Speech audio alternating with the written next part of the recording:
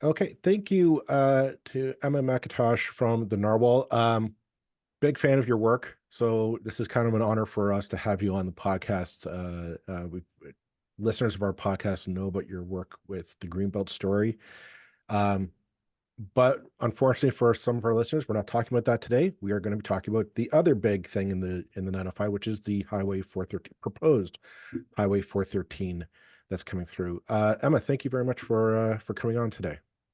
Hey, thanks for having me. Any opportunity to talk about Highway 413 so that my friends and family will stop having to hear about it? Not today. Um, just we're gonna have a link to your article in the show notes so people can go and read it on at their leisure. But could you maybe just, for some of our listeners who may not have caught it, could you maybe give us just a brief summary of your article so that we're all on the same page? Absolutely.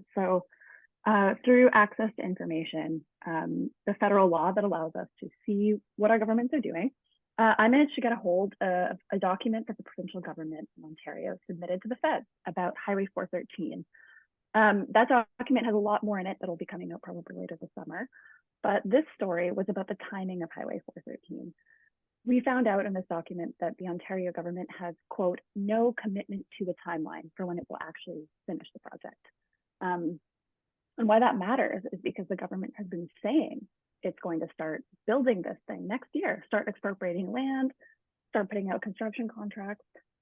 And it will be doing that without even finishing the detailed design of the highway for something that couldn't even be completed in under a decade. That's another finding from this, that even when they do have all the permits they need, it will likely take a decade to finish or more.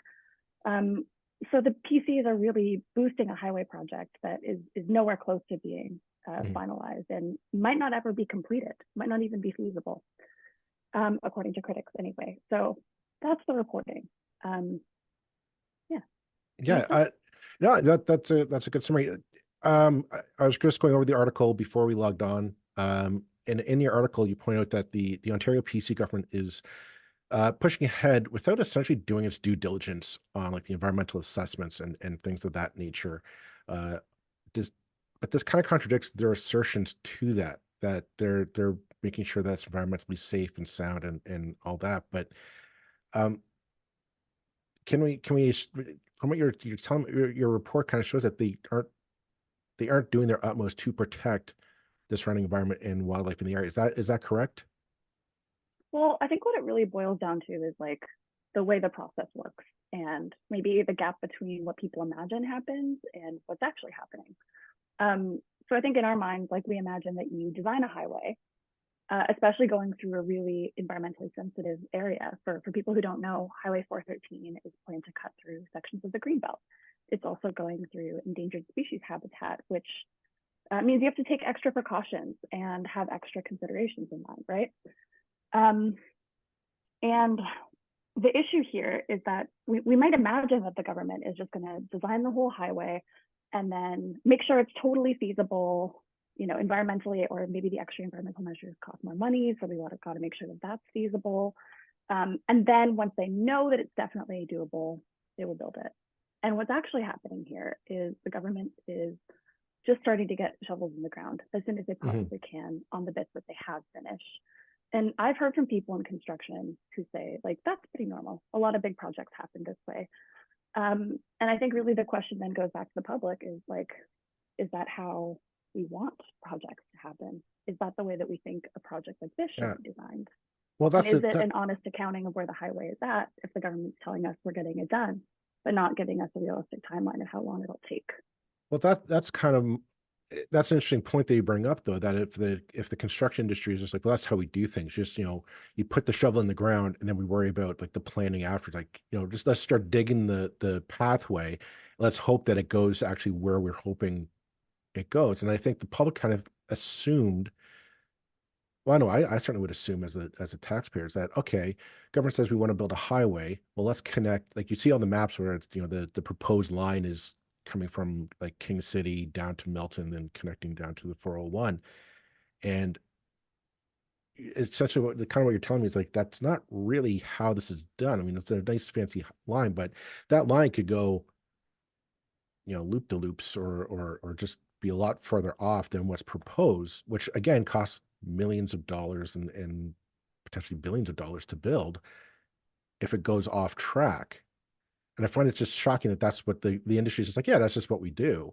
It's like, well, that's not really what the taxpayer's been sold. We're told that this is a well thought out, planned out project, and we just kind of need to start tendering contracts to build it. And is that not what's going on here? I mean, some people would say that that's what's going on here. Other people would say, this is just us trying to get the work done as efficiently as we can. If you listen to the government talk about Highway 413, there's no perception in their mind that this might not happen, right? This is happening. It is a done deal. They feel that they have a mandate from voters to complete it. And really, I mean, this is a government that wants to show progress on that before the next election, right? And so I think they would say that they're just doing everything in their power to get shovels in the ground.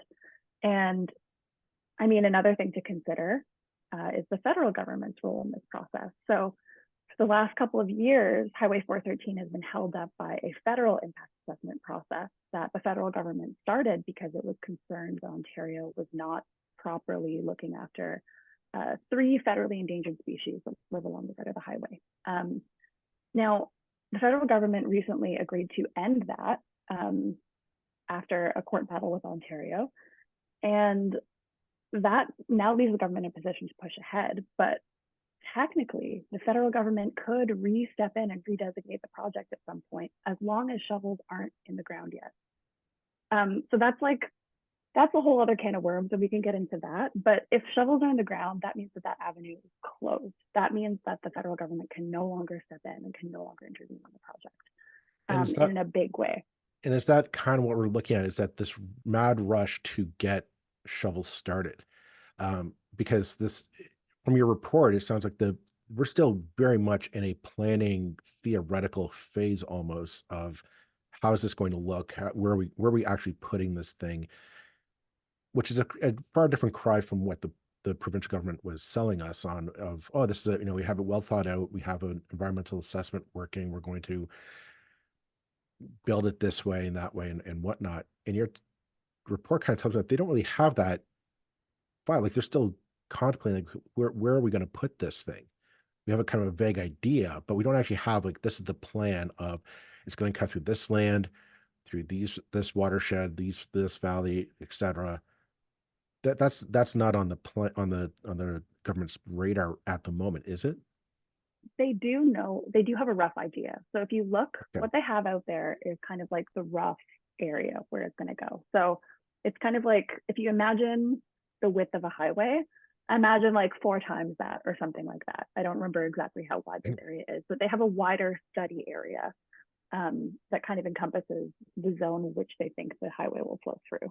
Okay. So they do know which watersheds, they do know which valleys, they do know that generally. What they don't know is necessarily where it's going to cross those valleys.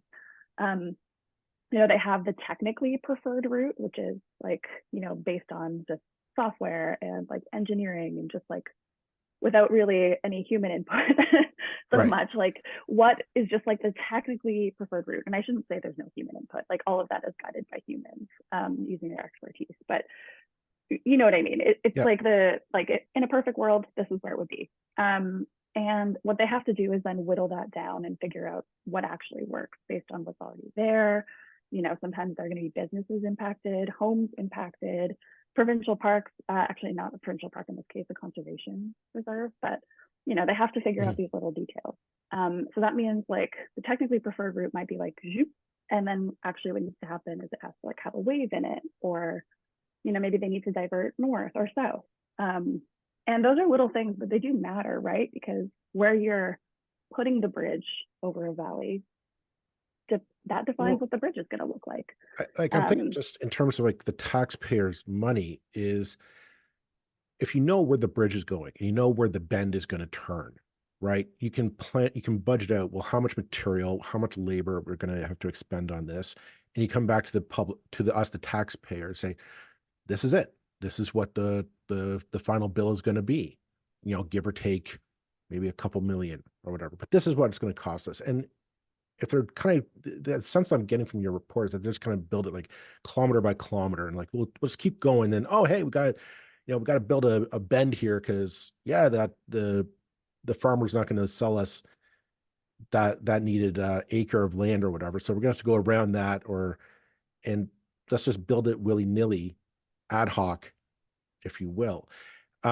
Which is kind of brings me to my second question, is that in your article, you'd say there's no timeline set up. They're not really saying like we need it done by this date. And I'm wondering if you heard of like, is there at least a cap amount on how much money the government is willing to spend on this, so that they're saying, okay, we are not going to be able to go above so many billions of dollars, or is that also kind of a gray area for the government to negotiate with?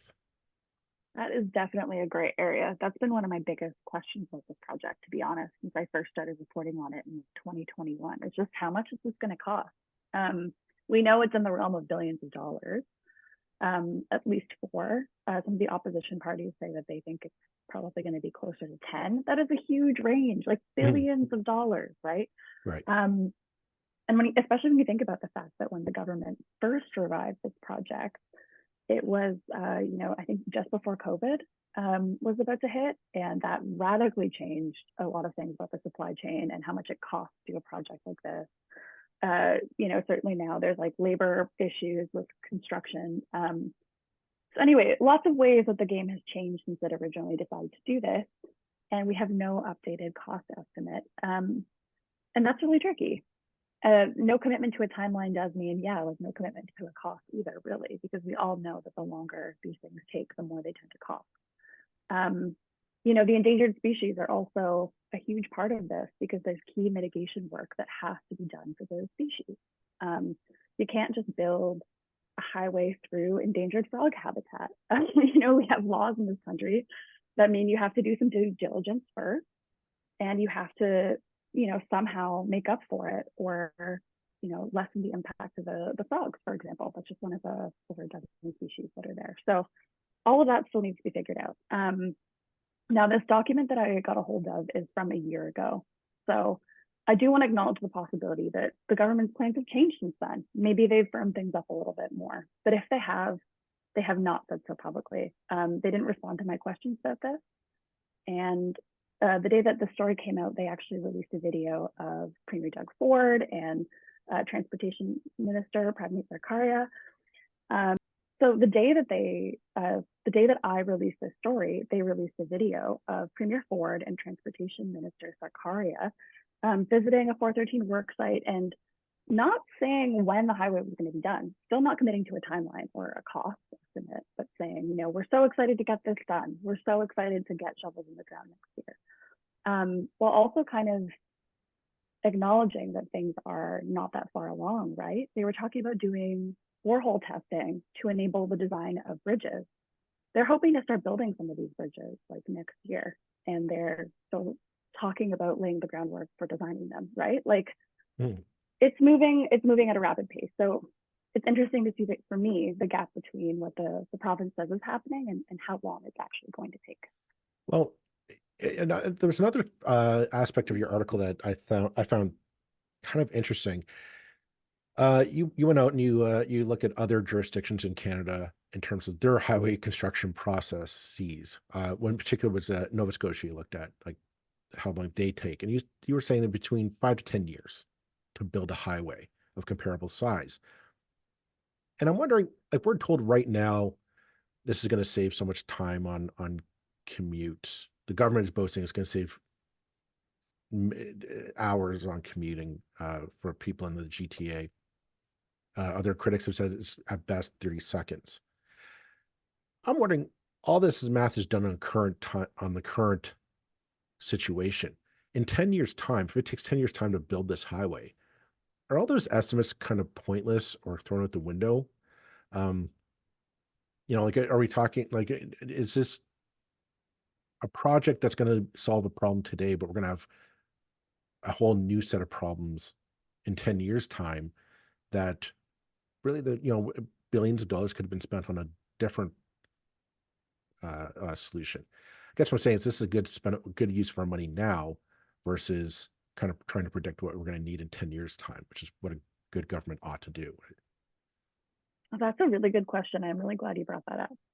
I've seen some of the time projections stuff. I've seen some of that modeling through Freedom of Information documents, and they are planning what the capacity on the highway will look like when it opens, right?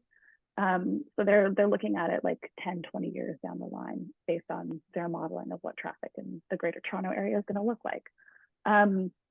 That being said, like, is it the best use of our money? A lot of people would say no, it's not. Back in 2017, the former Liberal government in Ontario appointed an independent panel to look at this project and figure out if it was a good idea.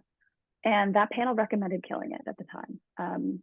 This is the panel that came up with that 30-second time savings figure, that it would save drivers like 30 seconds to a minute max. And they also found that you could deliver the same time benefit by just allowing trucks to use Highway 407 for free. And I think that kind of intuitively makes sense to a lot of us, right, who have spent time on Right. GTA highways, like stuck on the 401, not moving. Meanwhile, like the 407 is empty. I remember around the time that I first started writing about Highway 413, there was actually this story about a plane that made an emergency landing on the 407, which is just like baffling to anybody who drives around here, because you're like, how is there that much space on a highway for a Oh, plane to land? no, it makes perfect sense because I've driven the 407, and even in the height of rush hour, it is like empty. I don't think anybody does the speed limit on the 407. I think everyone does like at least 120 to 150 because there's no reason to slow down. It's not like the 401 where like you're stuck bumper to bumper, or the QEW where you're stuck bumper to bumper. It is an underused highway, which again is kind of counterintuitive because it was built to relieve the pressure on the 401. Yeah, and I'm like, is that solution completely off the table for this provincial government to encourage? Because I don't see how the 413 alleviates truck traffic uh, off the 401. Yeah, that's it's a tough one. I think, one important piece of context is that the 407 is not publicly owned anymore, right? A Right. previous government privatized it. And so the Ford government has kind of taken the position like, what's done is done. We can't compel the owners of the 407 to do anything. I do think that they could probably try to negotiate something. I don't know if they've had those discussions, but I know that it's not a situation where they can just go, we don't have any power over that, because you could try, but for whatever reason, the government's decided, this is not something that they want to pursue. This is not a solution they're interested in. And so, other people bring up the need for public transit. Certainly that's a need, and the Ford government is actually investing more money in public transit than they are on highways, which is an interesting bit of perspective. But those projects also take a really long time, right? And we're in a situation right now where roads are really over capacity in this region. Transit is already really over capacity. And I mean, this highway, we just know that new forms of transportation don't tend to make things less crowded, right? It's this concept called induced demand. It's really well established in science that if you build a new highway, at first it will feel like traffic is better. And over time, more people actually choose to drive because of the new highway. And Right. so before long, it's just as full as ever. And the same concept actually applies to public transit too. If you build a new train line, it induces more people to take the train, and then the train gets really full. And we're just kind of in the situation where we need the capacity no matter what, according to the government, that no matter what we do, we just need the capacity, even if the traffic isn't going to be moving that quickly. And that's their argument. And I think that's where there's a sticking point with a lot of critics who say, but the 407 is right there. It's already there. We could do this quickly and not be waiting 10 years to see traffic relief. There are all these other little things too that the governments can do to improve traffic on roads, right? I've seen some internal documents prepared to just look at options, and there are other little things they can do. There's this other sister highway project in 413 called the Bradford Bypass, and that's just a little bit north, connecting the 400 and the 404. Also goes through the Greenbelt, super similar. And in that case, the government found like there were all these other little things it could try, right? Like having special lanes for trucks at sections of the highway where the trucks need to go slower. or improving interchanges. These little things that could really improve travel times in That'd be the cool. area. Yeah, if only, right? Um, and so there are little tweaks that can be made that make things a little bit better now. But I think there's also something interesting about like the for government and landmark projects. One thing I really noticed is that this government really likes to have like a landmark big thing that it can put its stamp on, right? We see this with a bunch of things. We see this with Ontario Place, where the government really wants to have this landmark redevelopment. We see it with the Ontario line in Toronto, where it's like this big legacy infrastructure project. This is just a government that likes this stuff.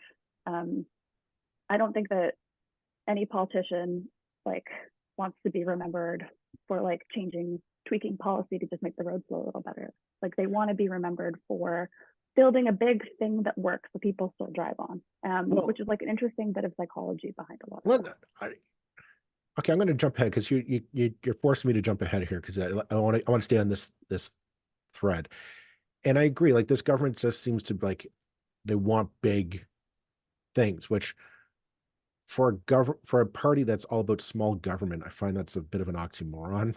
But we're not going to discuss that.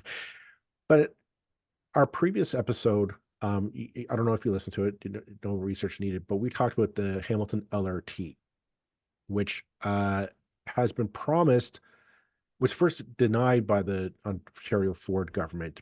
The feds came and promised money, and then the Ontario government said, okay, now we're in, we're going to give you the complimentary bit. And it's been promised for Hamilton for years now. Nothing has been done on it. No construction has been done. They have a council who wants it to go, like everybody seems to say, like, yes, we want to go forward with this. We're willing to do it. Just nobody seems to actually do it. And like the Ford government doesn't want to put the pressure on or to actually kind of seem to do it. And I'm wondering, this government tends to have a track record of we want to do these great big things. We want to build housing. We want to build Ontario Place. We want to build the Science Center. And then when it actually comes time to doing it, they kind of trip with their own feet. And is that case maybe that what we're seeing here is we want to do this thing, but when it takes time to do it, that the actual hard work is what they kind of trip up over, or just they can't seem to figure out how to get started. Mm-hmm. That's an interesting take on it. I think part of it too is just that these things naturally take a really long time. COVID threw a big wrench into a lot of this stuff. We've seen construction projects all over the world get delayed by COVID. And I say that in fairness to them, that yeah, this stuff just takes a really long time. But I also think there have been cases where the government has made its own job harder by not doing the process in a way that is the most transparent or the most open. Highway 413 is actually case in point for that. Just to back up the story and the timeline a little bit, I got really interested in covering Highway 413 and its environmental impact because in 2021, after the government had released this like preliminary route design, people were really concerned about a highway going through the Greenbelt. And the government was just saying, oh, we're going to revive this old environmental assessment for the highway and update it, and it's going to be good. And also started moving to expedite that environmental assessment. And that had people freaking out, not just activists, but we saw a whole grassroots movement spring up along the road of the highway with like people in a bunch of communities in the 905 pressuring their local councils to also withdraw support for the project, which is like a really, really interesting citizen movement. And that public concern was one of the reasons that the federal government cited when they decided to intervene in the project and effectively stall it for 3 years. Like that is a 3-year delay. And if the province had been able to adequately show the feds that it was taking care of endangered species, that it was working with the public to address concerns, the feds wouldn't have stepped in. That's what happened with the Bradford bypass. The federal government took a look at Ontario's plans and was like, looks good. You guys do your thing. That's just like an unforced error 3 years down the drain. And I think maybe that sort of mentality plays a role. But sometimes when you try to move really, really fast and streamline processes is how the government would say they've been doing things. Sometimes that waters down public trust and increases resistance to what you're doing and makes it worse in the long run. But you are right to point out that the government hasn't made a lot of progress on a lot of its big legacy projects that it wants, right? Earlier this year, my colleague Fatima Sayed and I, proud 905 or Fatima Sayed, she and I got a hold of this internal cabinet document that showed the province's internal polling that makes it really clear that Ontarians don't really know what they're doing. Most of the people polled couldn't name a single Ontario government infrastructure project, not Highway 413, not the Trillium line, the Ontario line. It's like they've been doing all this and it hasn't really broken through to the public. And so if I were them, I'd probably be freaking out about that a little bit, that we've kind of staked our whole thing on being a government that builds stuff. The stuff isn't finished and the public doesn't even know we're trying. Well, I would say it's not even finished. In some cases, it's not even really started. But they're getting kind of hammered for it. I'm gonna kind of touch upon another aspect of your reporting, and because I know my listeners would be beating me over the head if I didn't ask you this. You obviously kind of blew the whistle on the Greenbelt scandal, how the government wanted to open up, give land speculators, developers kind of free early access to Greenbelt properties, and then open it up to for them to use. A lot of people are concerned that the similar situation is happening with the 413, that land bought up along its proposed route is by same speculators, developers, and that the urgency to rush this plan through is so that said developers could profit off of a new highway being built along next door to these properties. Have you seen any kind of overlap between your reporting with the Greenbelt scandal and this story to date, that the same names are popping up, or the same interests are kind of showing up on the same documents per se? I'm like so unbelievably happy that you brought this up because I think not a lot of people know that I was part of a team that uncovered those developer land holdings along the route of the 413 in 2021. That was actually where my colleagues at the Toronto Star and I honed the reporting method that we used with the Greenbelt to match developer landowner ties to the government. So yeah, 413 was where it all started, actually. And in 2021, when I was working at an outlet called National Observer, the Observer and the Star jointly investigated this. What we found was, yeah, a lot of the same names that have bought up Greenbelt properties that got unlocked and then put back in the Greenbelt last year. A lot of those same people have also bought up property along the route of Highway 413. And if the highway is built, that land is set to increase in value, just like very dramatically, right? Now, how much that plays a role in the government's decision making is really hard to know. What we wanted to look at with that highway project was just like a simple who benefits and who loses, right? If commuters aren't going to benefit that much with the time savings, potentially being as low as 1 minute, who was benefiting? And what we found is that it's a lot of these very powerful developers with strong connections to Doug Ford, either personal friendships in a couple cases. In other cases, we found that they employ lobbyists that are very closely tied to the government. A lot of them are very heavy donors. And I think people hear about lobbying and donations in this context, and they think like, oh, well, of course, like they're going to give stuff to their donors and they're going to give stuff to lobbyists. But in reality, plenty of people can hire a lobbyist, a well-connected lobbyist. Plenty of people can make donations and they don't get what they want.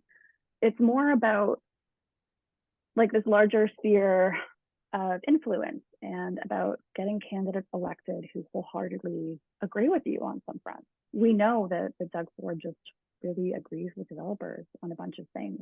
A lot of developers donated heavily to his election campaigns because they see an alignment there, right? And so that's far more powerful than just making a donation and expecting somebody to Well, make good on your plans.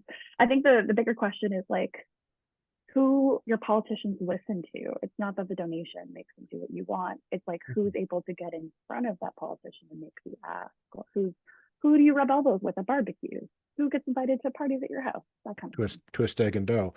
Um, Mm, well, I mean, I'm glad you brought that point, because I do think it it kind of demonstrates a theme I've seen in this provincial government, is that it's not so much a buying for access. It's not like, I show up with $1,000 check and I expect to have a half hour sit down with Doug Ford or Steve Clark or whomever. That's not how necessarily this government works, but it's very clear that they have a list of people that I think that they call up and say, "What's your thoughts on this?"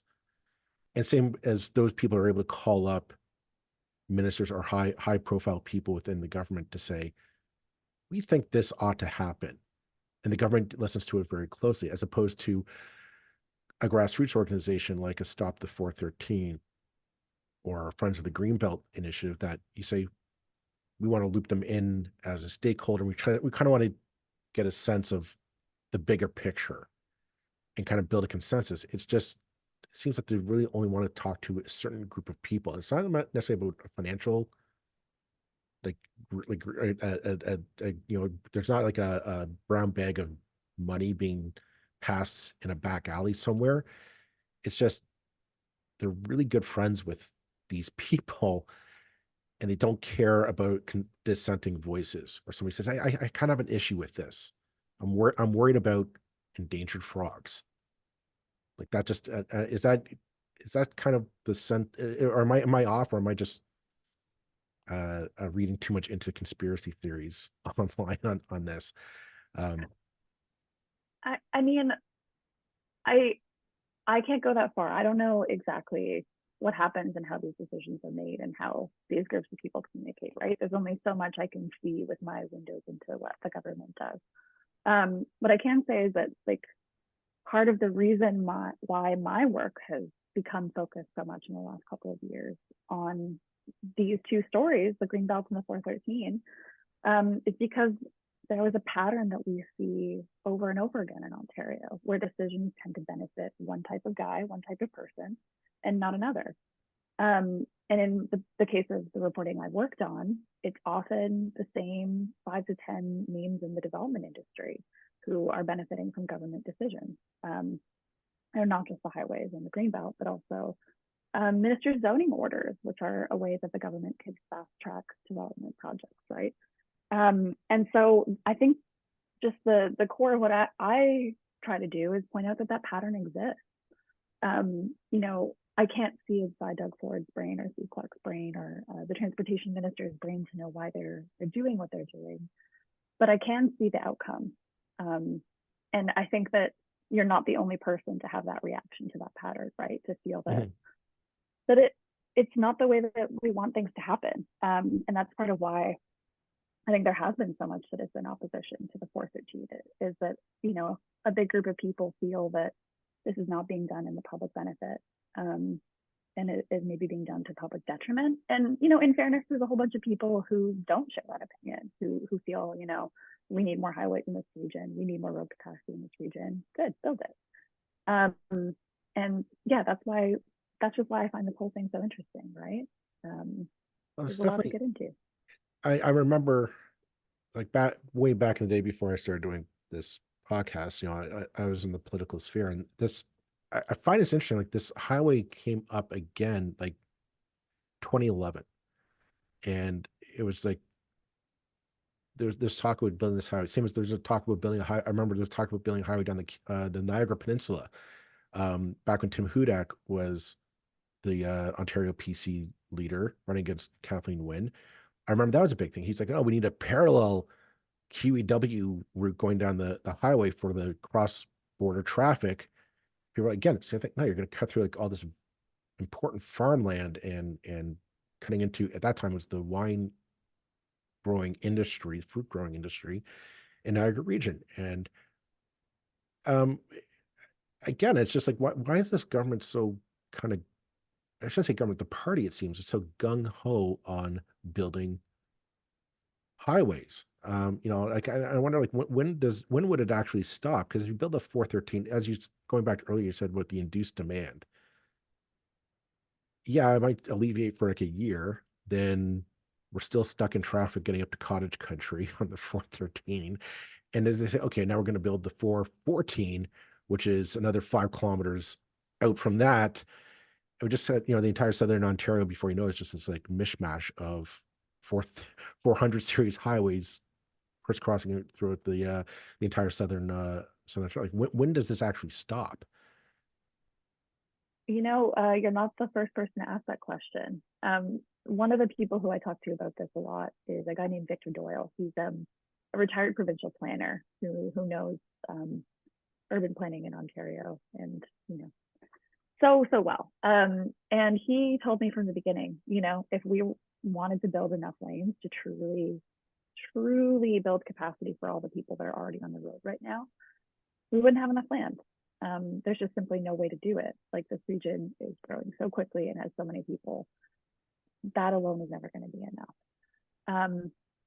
But I think what it maybe comes down to is just that this is what governments have been doing for a really long time. The Ministry of Transportation in Ontario was first conceived as like a Ministry of Highways. That was the whole point of why they existed, right? Right.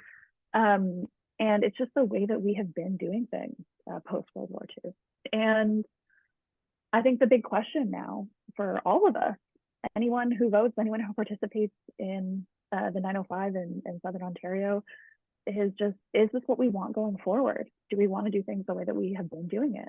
And for some people, the answer is no. For some people, the answer is yes. But it's really interesting to see that discussion evolve. Look, the science is evolving. Our understanding of what these highways actually do is evolving quite rapidly, I think, as public awareness about this project kind of grows and builds.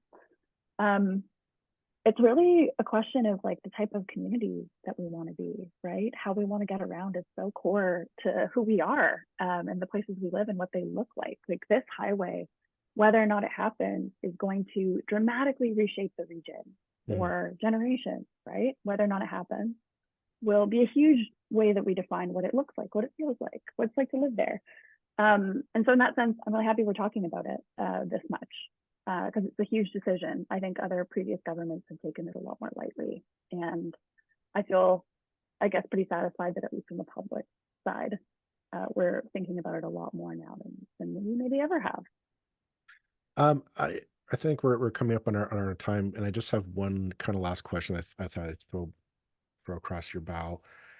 Um, we're having this discussion all underneath the umbrella of a potential provincial election, possibly next year. The rumors have not quite died down, and it seems that this government wants to kind of use this as a election item for their bid. And I'm wondering, if there's a change in government, should the Ontario NDP or the Ontario Liberals come into power after the next election, is there a way for them to maybe cancel the project, or halt it, or is this a case of once the shovels are in the ground and the construction is started, no matter how short, how little it has been accomplished, this is a question of once it's started, it happens no matter what, or is there like a point of no return that we could say, no, we're done with this? Then and a change of government says, nope, we're done. We're not spending any more money on this. Well, if we're talking about an election in the next 2 years, I don't think it's possible just logistically for the highway to be so built that there's no return. And certainly, like, the opposition parties have said that they do not want this highway. But yeah, we've seen examples in tons of places of highway projects that get abandoned halfway built. Case in point in Toronto, the Spadina Expressway, now Allen Road, was canceled after construction had already started. There's just a little bit of it that exists now that is always clogged with cars. So shout out to anyone who's ever been stuck in traffic on Allen Road. And it's not a thing without precedent. Now, for the sake of reality, I should point out that Doug Ford is still polling extremely well compared to the opposition parties. If an election were held today, I've seen some polls that suggest that even though voters by and large don't really trust Doug Ford and don't feel that he's working in their best interest, they would still vote for him and give him another majority. And so, like, the chances of Doug Ford losing an election, pretty slim. Although, we've seen other polls suggesting that voters would be pretty mad about an early election, and that could put a damper on his chances. Lots of things up in the air. But I think in a big sense, that kind of outcome is kind of what critics of this highway are worried about, right? That the government is going to start expropriating land from private citizens next year, start building bridges and overpasses, and then that this highway just won't exist, that it won't even be environmentally or financially feasible in the end, and it will have just been a massive waste of money and time and disturbance, frankly, for people whose land might be expropriated, right? Mm-hmm. And that's I think the big thing the government's now up against is it's making a pretty risky gamble if it's going to go ahead with starting construction before finishing crossing its T's and dotting its I's. Yeah, I guess that my hat goes off to you and your colleagues at the Narwhal for staying on this and getting the kind of be a dog with a bone, I guess, on this project. So thank you for doing all the work to bring this to our attention, because I suspect this will probably be at the forefront of the next provincial election whenever it happens, and at least here in the 905.